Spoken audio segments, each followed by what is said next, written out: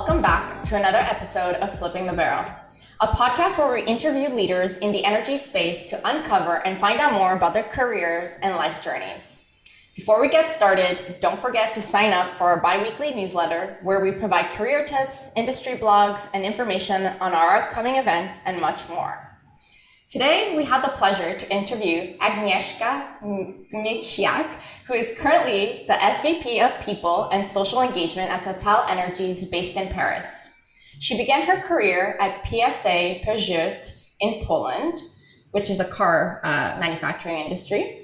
She joined Schlumberger in 2000, where she held a succession of senior leadership positions in HR, including HR Director, Production Group, Global Talent Management, and Workforce Planning in North America Shared Services. Earlier in her career at Schlumberger, she held various management positions in HR, operations, and business consulting in North America, Europe, and North Africa. In 2018, she joined Technique FMC as Executive Vice President, People and Culture, where she held and led the HR function as well as Global Business Services. Wow, Agnieszka, you truly have just an amazing career, and we cannot wait to dig in and see a little bit more of the behind the scenes and how you got to where you are today. Thank you for being here today. Thank you, Massiel. I'm very excited to be here today, and thank you again for what you are doing for this the younger generation of women and younger people. I was listening to some of the podcasts of some of my previous colleagues. It's actually very interesting, and you got my name almost perfectly right, as good as it goes. For those who don't know, we've been practicing to make sure that we got her name right, and which really brings us into our first question about you, Agnieszka, which was really interesting and something I would have never guessed. So I think the listeners are really going to like to understand where you came from. So Agnieszka was born in Poland, but at an early age, you moved to Algeria with your family for a better future. Many people probably listening would think Algeria for a better future, which is why I think it's a really interesting dynamic that y'all encountered. But your father was a university teacher and your mother, someone you always looked up to, was an architect. Initially, your parents figured y'all would be there for 2 or 3 years and then head back to Poland. But that wasn't the case. You ended up making Algeria your home and being there close to 12 years. Can you tell us about your upbringing and how this shaped you into who you are today, and really what it was like growing up in Algeria? Sure. I'm not sure about a better future, but I think you summarized it pretty well. Look, yeah, indeed, we moved to Algeria I was quite young, and I think, for my parents was a way to do something else, move a little bit out of Poland, which at the time was kind of in this post-communist time. And we stayed there for a long period of time. I stayed there for 12 years, my parents a little bit longer. And as a matter of fact, I even came back later working for Schlumberger. In terms of childhood upbringing, for me, I just have very, very fond memories of my childhood. It was full of joy, full of happiness, those huge parties with plenty of kids, different ages, all running, close to nature. We were living in a very close, very small little town where the university was, where my parents, my dad first, and then my mom were working at. And so the weekends was, we would go and camp on the beach, we would hike, we would pick mushrooms, even hunt wild boar, which was, kind of exceptional. But even at school, we would spend so much time outdoor, really huge amount of freedom, of autonomy, and so on. Also took some survival skills, I must say, to be thrown into a local school without speaking the language. That was not easy at first. And then, at a certain point, just when I adjusted well, actually, I was starting to speak. My mom and I had to go back to Poland to take care of my grandmother.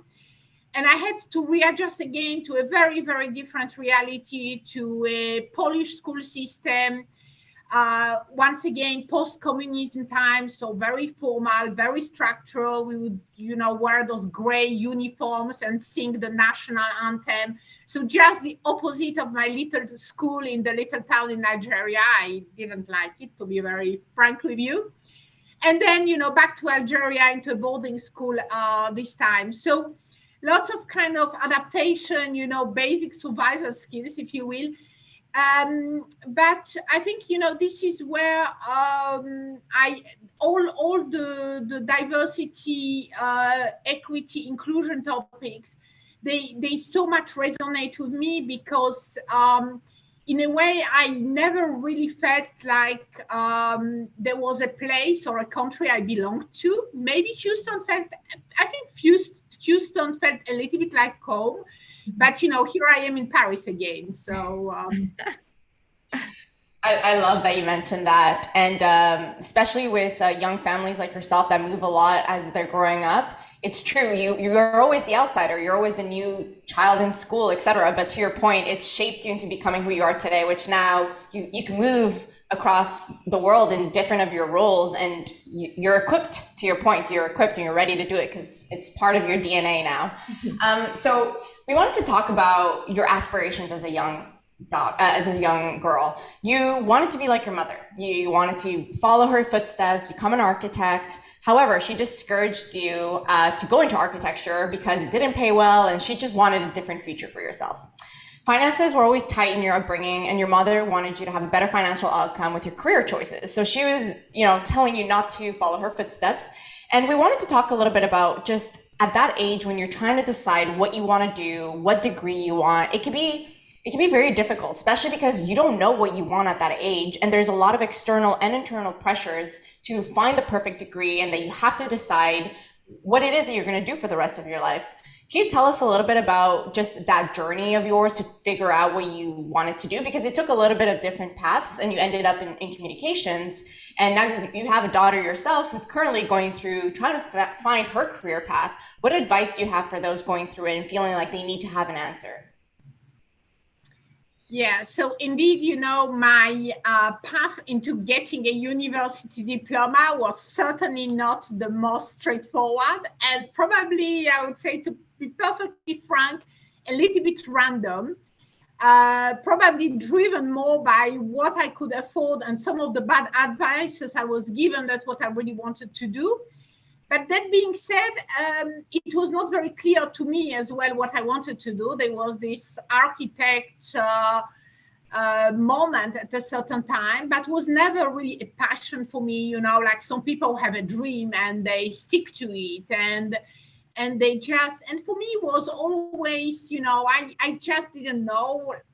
I was in an environment where there was not all those, college counselors that young people would have now. So I was kind of searching, didn't know what to do. I was good in math. I really didn't like some aspects of physics, like electricity is still my nemesis. So I went to business schools, and then, kind of halfway through, not even halfway through, I realized I couldn't pay for it. And so I ended up in communication. So a little bit of a twisted path.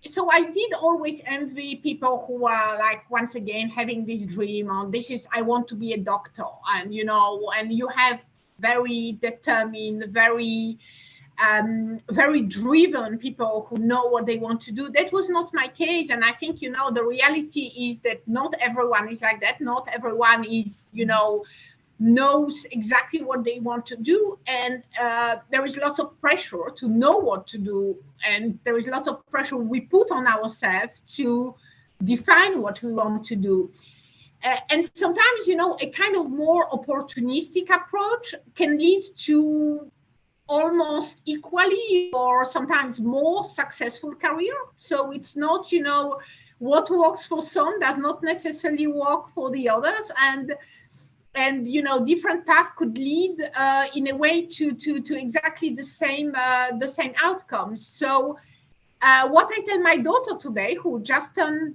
18 actually this month, and who, by the way, as me, does not have this dream of knowing exactly what she wants to be.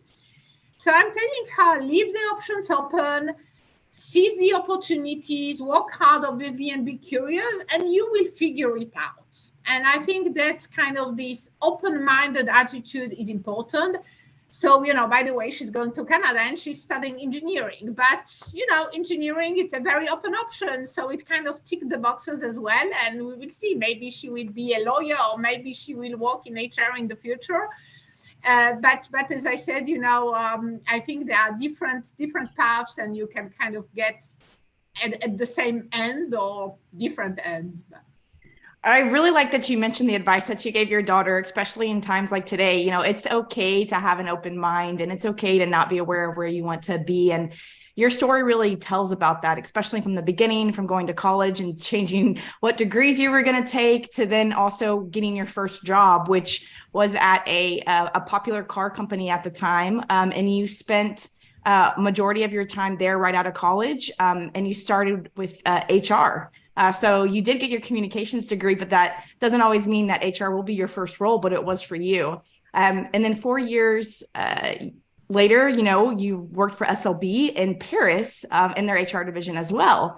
And then after 6 years, you were the Romania country manager, which is a very interesting transition. But you mentioned to us that we should spend more time leveraging on our strengths and focusing on areas for development, despite what others try to tell us. And this really goes into your progression and the roles that you took. Can you tell us, and can you kind of expand on that and what that means to you and how it helped you throughout your career and deciding on those roles that you took within really two separate companies at the beginning of your journey? Sure. So, there was again some kind of more opportunistic moves. As a matter of fact, the path through the Romania country manager went through consulting. I was in consulting. I was working back in Algeria, and I got my first baby, the same daughter. I'm giving advices now on what to do post high school. And I decided at the time I couldn't do rotations anymore. It was one of those rotational jobs. And this is how I ended up in Romania, first in HR, and then as country, and then as region manager. And as you mentioned, and as I mentioned before, I didn't have a technical background, which was actually hard at first to visit clients, and sometimes not really understanding what they are talking about. And I first felt a little bit, not competent, unqualified. And I guess being a woman does not help, because, you cannot sometimes prevent yourself from thinking, am I the diversity figure here? Mm-hmm. So there was a little bit of this feeling in the beginning. So, I tried to compensate. I was asking tons of questions. I was doing some technical courses to get to the level. And at a certain point, I actually realized that I was quite good at my job because I was leveraging my strengths. And my strength was to have people work together, to break the silos, to build a roadmap, engage with people, engage with clients, engage with my team. And, rather than stressing on things that maybe I was not so able to do, which was, for instance, micromanaging my drilling manager, I was better at just leveraging what I was doing well. And that was kind of a little bit of a breakthrough for me at this stage, from this, leveraging on your strength perspective. I really like that you mentioned that, because it's usually the opposite that we're told a lot of the times is, okay, you're really good at these things, but we need to develop other areas. And it's this constant of developing what you're not good at. But we've noticed a lot of people who have been very successful, they say, no, I doubled down on what I'm really good at, And so I really like that you mentioned that has worked for you, because it's definitely a different way of looking at, your strengths and how to, execute through that. We had a question on the whole HR people culture, especially because you have such a big background in it. You know, the majority of your career has been in HR. You're currently the SVP, People and Social Engagement at Total Energies. Before that, you had a very big role at Technique FMC. Can you tell us what are the traits, skill sets, or attributes of some of the highest talents that you've watched Excel have? You know, you've seen so much talented people over the years. What are some things that maybe stand out that you can see that make them successful? And what do you think, as well as, you know, one of the number one reason one of the most talented employees leave an organization? So, you know, that may not be a very popular thing to say, but I don't really think there is like a unique leadership model. So you have all those leadership model. You have the leadership traits, the strategic thinking, drive, adaptability, emotional intelligence, etc. And that's all very true. But the reality is, again, that we are not all the same, right? So and it's a great thing we are not the same, because that's what creates diversity. So for me, in a way, it's actually very important to be self-aware. Maybe it goes back, to what I was saying before about leveraging your strength, etc. But the self-awareness, know yourself, is important, because it's very hard to pretend. It's hard to fool people. So there is, I think, this amount of authenticity which is important, right? And then maybe the other thing I would say is the resilience, which is everything around attitude towards failure, because you don't, unless you are extremely lucky, you don't get into a senior position without failing, right? It's and it's not about if you fail or not. It's not about how many times you fail, but it's about how you respond to this failure, how you able to readjust, adapt, learn. And I think that's very important, this resilience, because once again, it's kind of a component to get to a certain level. Now, in terms of people leaving, I think it's a hard question, because for sure, at a certain point in time, they lose motivation. They don't see what's in there for them anymore. But this motivation, what motivates me, is not the same what motivates you, or what motivates somebody else. So I think we often say people join a company, they leave a manager. And yes, I do think a manager has a role to play, because that's our role as a manager, to identify what motivates our team and provide it. But sometimes it's more complex than that, and there is lots of specific situation. And it's back to, we're not all the same. And what could be working for me could just not work well for somebody else. On the topic of not all the same, and what might work for you might not work for somebody else, really goes into what companies are sometimes very good at and not so good at, which is placing people in roles that they think they might need, or they think that they're ready for, and maybe they're not, or maybe that person didn't get the opportunity that they wanted because the company didn't think they would move, or didn't think they would travel. So in your experience, the most unexpected jobs sometimes can become the best opportunities. How do you choose criteria to move people into roles that they may feel is not right for them? However, it's the best next step for them. This really goes into that whole question around when people leave. Sometimes they take on a role that the company thought was right for them, and then they go into it and they end up not liking it. And then instead of requesting or asking to move out, they end up just leaving the company. And you gave an example that you experienced yourself in a role that you took when you transitioned from operations back to HR. This was not the job that you wanted, and you didn't want to go back to the HR function. However, it turned out to be one of the best assignments that you ever had. Can you tell us about what you learned from your experience, and then also the advice you would give others? Yeah, so for me, it actually happened a couple of times, this being put in a job which I was not sure about. And of course, it's very easy for me now to sit here today and to lecture everyone about being open-minded and accept and be happy and do it with that smile. But I know it's not that easy, because I've been there, and sometimes I didn't have this smile and I didn't have this motivation. But, you know, taking a step back, I can really say that for me, it worked genuinely. I think, you know, there are a couple of things. There is the fact that, you know, sometimes business is business and the company may ask you to move into a position, and it's not because they necessarily think is the best for you. It's just sometimes, you know, that's it, right? That's, you know, it's the deal you take when you join a company. But sometimes, you know, they could be also positions which are not obvious, and we would naturally lean towards something that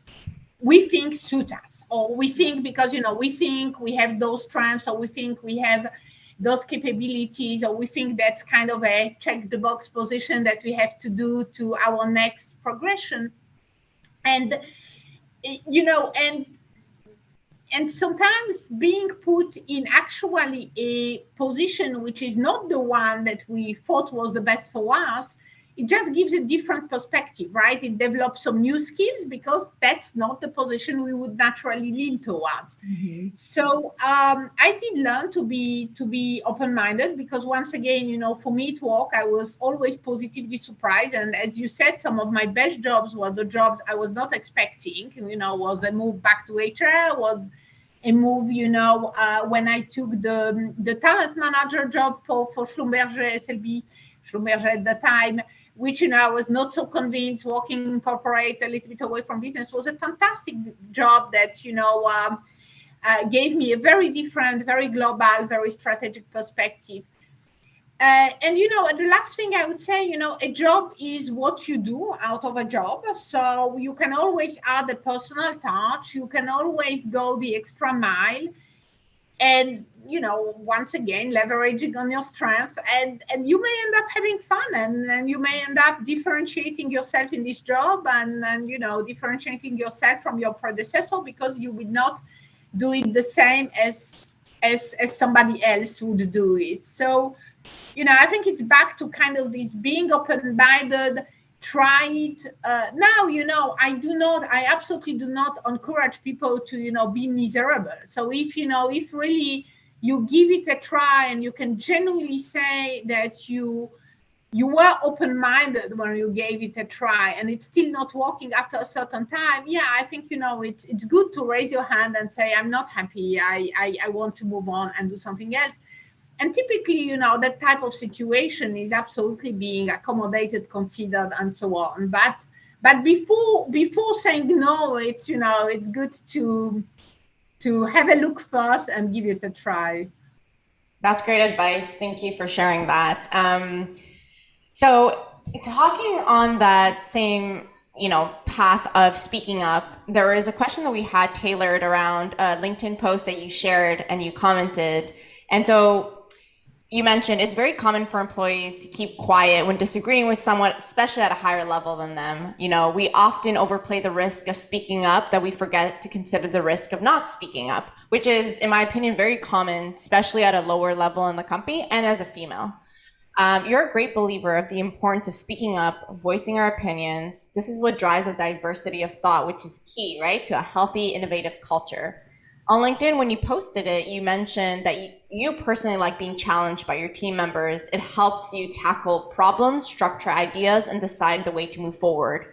You gave us advice that while it's important to respectfully voice concerns and not backtrack on our opinions, it's also important to stay open-minded and move on things if they don't go our way. Can you elaborate on that and why that was so important for you to share? Yeah, I didn't actually remember this post. It must have been long time ago, but it's, you know, for me, it's very true. And I think you said it all. It's about, you know, voicing your opinion, doing it respectfully, and moving on. I think those are kind of the three things that go, you know, hand in hand. And you know, and the respectfully, I think the situational awareness is very important. So challenging your boss is perfectly okay, but if you do it respectfully, right, at the right time, you know, it may not be a great idea in a room full of persons say, oh, I disagree, you know, you're completely wrong, etc. But you can, if you do it at the right time with a very rational and calm discussion, and you explain where you're coming from, I think it's perfectly okay. It's what brings the diversity of thought. It what brings perspective, right? So, I had one of my recent bosses would always go, this was, probably a practice that he learned from one of his coaches, but he would always go around the table and he would ask us for an opinion before he would say what he thinks about it, right? Because once he said, then we would all tend to align to what he was saying. And I thought that was great because people would really speak up, maybe not the first time, maybe not the second time, but once they noticed it was okay, they did. And the opinions were really different, and that was creating a debate. So I do think it's important. I do like when my team members speak up, when, when they give me their perspective, their opinion, because it does help me to formulate my own opinion. And it does sometimes change my opinion, and sometimes not, and it also gives you, independently of formulating your opinion, it also helps you to understand what could be the difficulties along the way. If you see what I mean, if what could be the pushback, if you want to go that way and you're absolutely convinced you want to go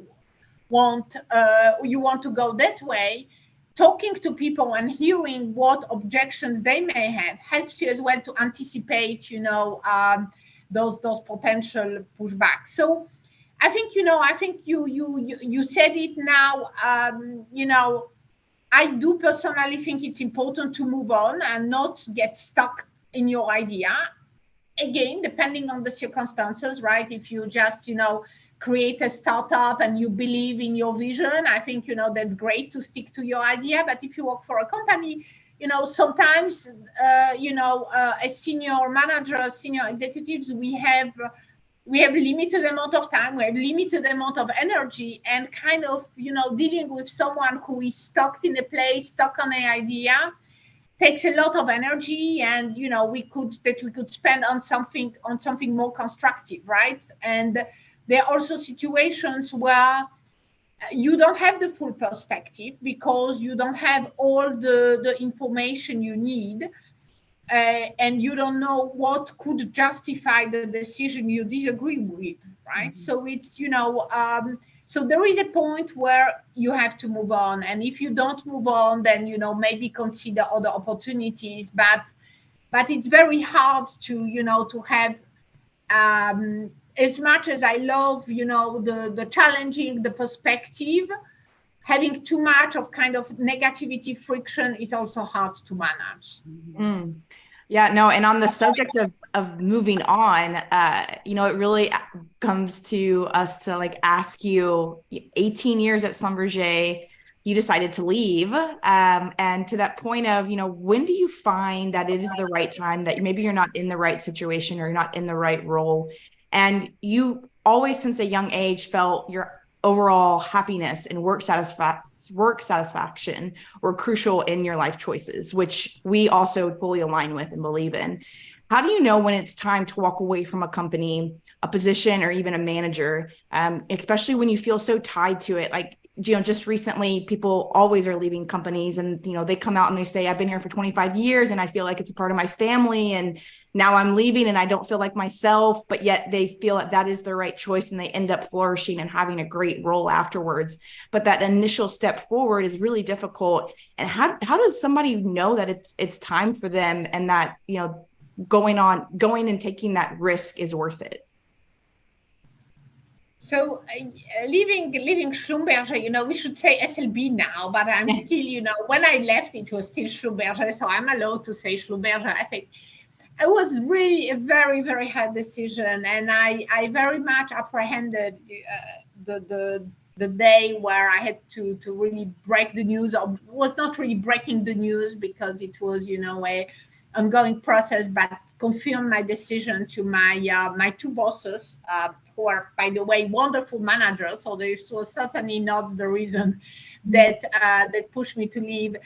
But I was just ready. So, for me, the decision was like like I take many other decisions, a combination of, really thinking if it's true with a spreadsheet with pro and cons and, and all of that. Like we take decisions sometimes, and the gut feeling at the end, right? So my gut feeling was telling me I was not enjoying anymore what I was doing. I felt like I didn't have the impact as a leader, and I couldn't be credible, because it's hard to pretend you are happy. It's hard to pretend you are motivated. So I didn't want to, and I didn't want it as well to stay and look for another job and, pretend everything is okay.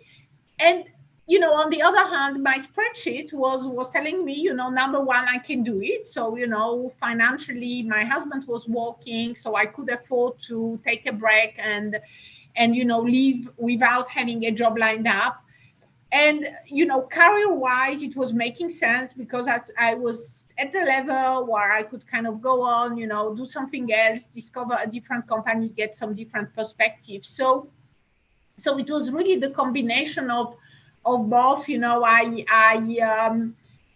I think, it's important not to take decisions purely on emotions, but if you try to overcalculate it, it's hard also. So sometimes the gut feeling helps, and you kind of feel it when, you wake up in the morning and you're not that happy anymore to go to do your job. So, for me, that's how it worked. It was really scary, because, as I mentioned, I didn't have any options lined up. I didn't have a network. I was probably a little bit too much internally focused. So I didn't know anyone other than the Schlumberger people. But at the end, it turned out being a great decision. I had a wonderful summer break with my family. Maybe that contributed a little bit to the decision. And at the end, a fantastic opportunity with Technip FMC, where I joined the executive team taking care of HR. So ended up well. Well, it just shows us sometimes to get rewards, you need to take that risk. And you clearly did, because even with a spreadsheet, with the pros and cons, you had nothing to, you didn't have a job lined up, which I think was very incredible when we heard it. Usually at that level, they already have a job lined up. They're going to be EVPs or CEOs already, but you really took that chance on you, and you bet on you and saying, I know I can do this, and I'm going to find a great job. So thank you for sharing. That's incredible. And on that topic of even spending time with your family that summer, which was probably the first summer where you didn't have to read emails, pick up the phone, or really focus on family. Can you tell us a little bit about just mom guilt as a whole, especially with how consuming your career has been, with travel intensive, time consuming roles, high pressure, right? Just oil industry, which is 24/7. How did you kind of manage that while raising your two daughters with also your husband, who was very busy with his own career and also very driven? But we know when we kind of asked you this question, when we spoke, you mentioned that your mom was a very hardworking mom, and you truly saw how much she loved her career. So can you tell us a little bit about how your mom influenced you into kind of how you dealt with motherhood?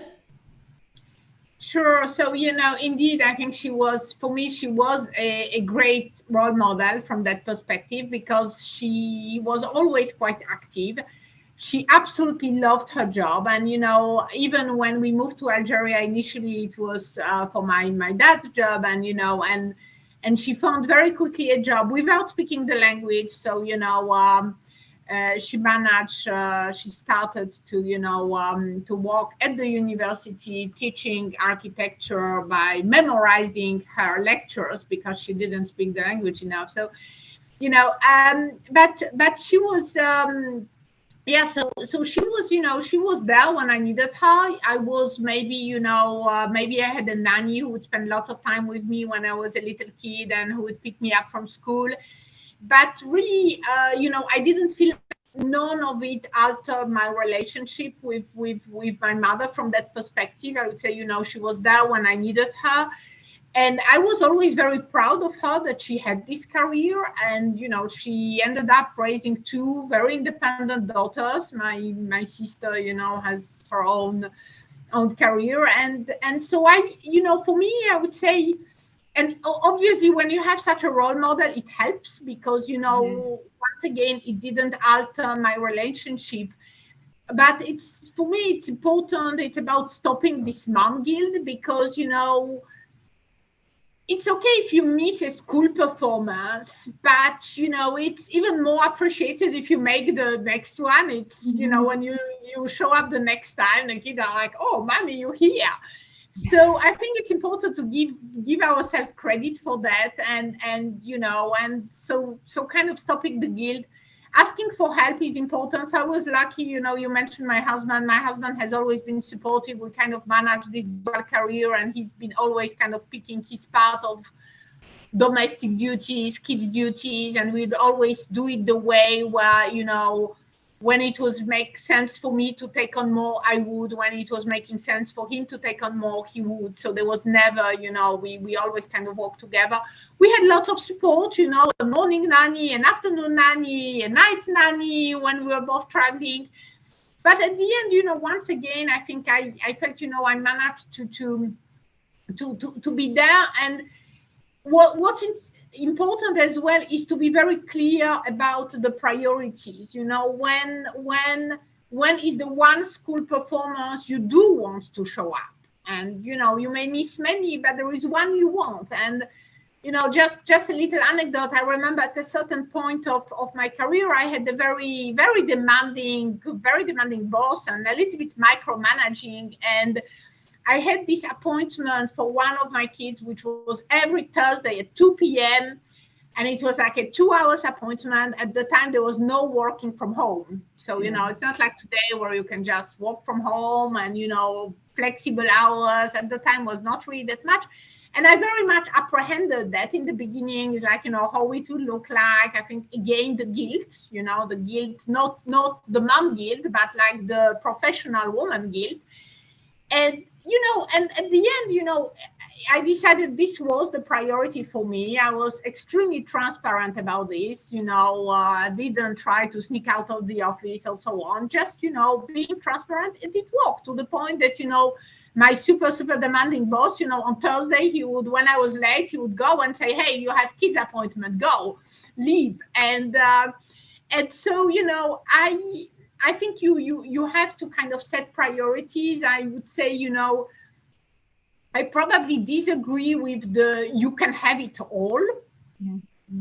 But I do think that you can have what you want if you define those realistic priorities and what's important for you. I absolutely love that you shared the topic of priorities because it's so important. And for you to be so transparent with your boss, especially at that time, like you said, it's not like today where it's super flexible. And a lot of times your boss might not even know that you are somewhere at 2:00 because you're working from home. This was not the case, right? Like he knew when you were leaving, but not only that, he ended up supporting you in that. And I think that says a whole lot about, y'all's relationship and also just you as an employee, and then your boss being empathetic to what you needed at that time. And I think that's really great advice for those listening. Lastly, we want to ask you, looking back at your career, what is some of the best advice that you have gotten? And I know that this is like a really broad question, but maybe the first thing you can think of that you could share with us, just anything that you can recall from your past experiences. Yeah, I think I would kind of go back to the the start where we started, and it's about this being open-minded and just seizing the opportunity.